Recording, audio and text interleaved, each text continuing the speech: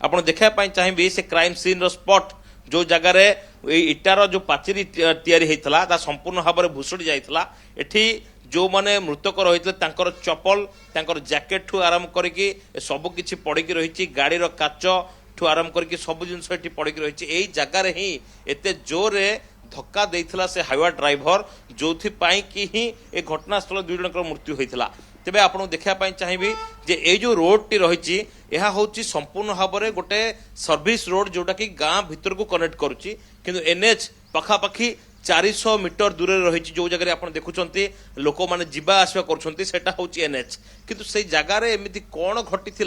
जे NH रु सीधा सड़क गाँ भितर रोड देकी आसीथिला अभियुक्त जनक तो एथुरु गोटे कथा स्पष्ट होउची निश्चित भाव में यह एक योजनाबद्ध हत्याकांड होता है एथि योजनाबद्ध हत्याकांड होता है जदि कौन गाड़ी साइड मरा को लेकिन एभली गंडगोल होता हो तो से हाथाहाथी होते मारपिट होता जेकोसी मुहूर्त से थाना को जाई पारथांते गाड़ीटी जिते दुई दुई थर हिट होती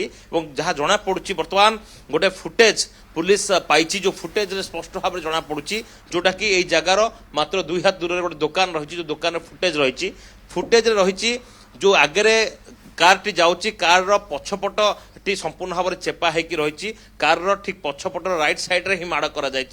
तापर पखापाखि 130 रु 150 स्पीड रे यही रास्तार जाइता हाईवा और ठीक यही जगह ही गाड़ी उपर चढ़ई दे सीधा सड़क गाड़ी आगू पड़ता जो समय कि मरी सारिया परे मध्य हत्याकांड कर सारिया परे अभियुक्त आसिकी गाड़ी भितर भिड़िकी बाहर करने चेष्टा करुला देखा चाहूला समस्ते एथिरे मरीछंती ना किए किए बंची ताको जानापी चाहूला तो ये जो भली भाव में व्यवहार देखौला एथिरे निश्चित भाव में या पछरे गोटे षड्यंत्र गोटे गूढ़ रहस्य रही कहीं अभियुक्त जनक कहूँ पुलिस आगे से फोन व्यवहार करेनि किंतु ए आखपाख अंचल को साइंटिफिक टीम सहित छानबीन कर आवश्यकता रही कहीं हूँ तो तार फोन टी डेस्ट्रय पारे जो समय बर्तमान जो देखा जेकोसी छोटू बड़ समस्त पाखे मोबाइल फोन रोचे ये जो ड्राइवर रही जहाँ पाखे हेल्पर भी किए ना तो ये कौन सब विभिन्न समय एकुटिया जीवा आसा करूला ना यही घटना घटाइवा बेले ही निजे एकुटिया गाड़ी धरिकी आसला कहीं फोन नहीं कि आसी नथिला से कहूला जे अन्य जन को से मारिया चेष्टा करूला जो एमानकु से हत्या करुच्ची किंतु ये जो हत्या कर भितर कौन पश्चाताप ना और से संपूर्ण भाव में कहूँ मु दुख कर किसी ना गाड़ी बाजिला तो बाजिला एभली बयान दौची गणमाध्यम आगे पूर्वर कहूला इच्छा हेले मारदेली तो यही भाव में जो बयान बाजी से करुच्ची पुलिस को टिके अड़ुआरे पकाउची एवं पुलिस सेमती किसी प्रमाण पाई आहरी कि तथ्य ताठू हासिल कर जो रिमांड रे आनी एवं रिमांड रे अणा जाइए एक अज्ञात स्थान में रिमांड रखी पचरा उचरा कर बुर्ला थाना को बर्तमान नि जाऊना कहीं पूरा नजर एवं बुर्ला थाना उपर रही तो अभियुक्त को अधिक पचरा उचरा करा सहित से क्या सहित मिशीला शेष थर पर क्या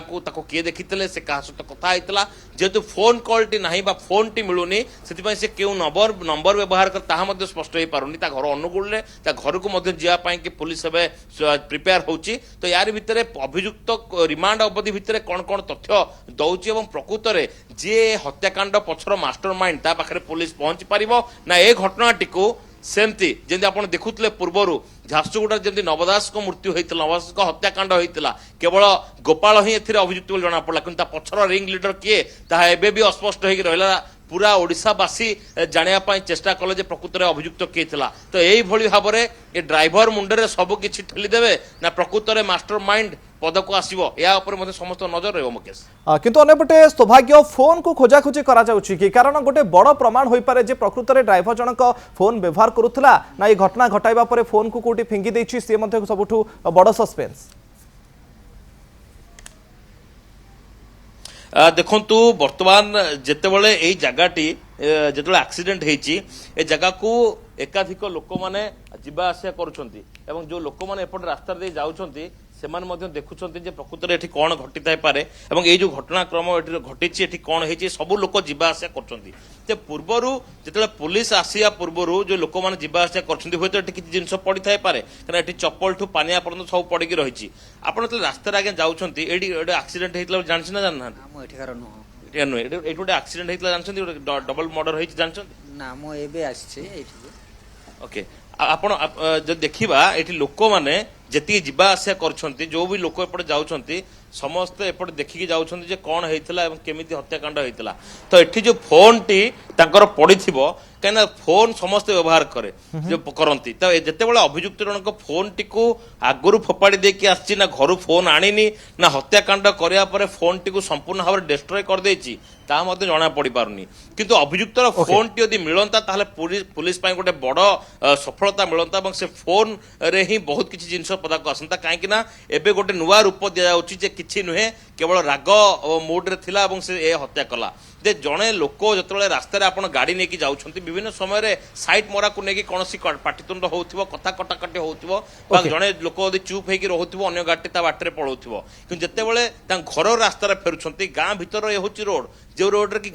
କଣ ପ୍ରକୃତରେ ଘଟିଲା, କାହିଁକି ଗାଡ଼ି ଚଢ଼ାଇଲା ସମ୍ପୃକ୍ତ ଡ୍ରାଇଭର, ଅଧିକ ତଦନ୍ତ ପରେ ହୁଏତ ସ୍ପଷ୍ଟ ହୋଇପାରିବ। ବହୁତ ବହୁତ ଧନ୍ୟବାଦ ସୌଭାଗ୍ୟ ଆପଣଙ୍କର ସମସ୍ତ ସୂଚନା ପାଇଁ।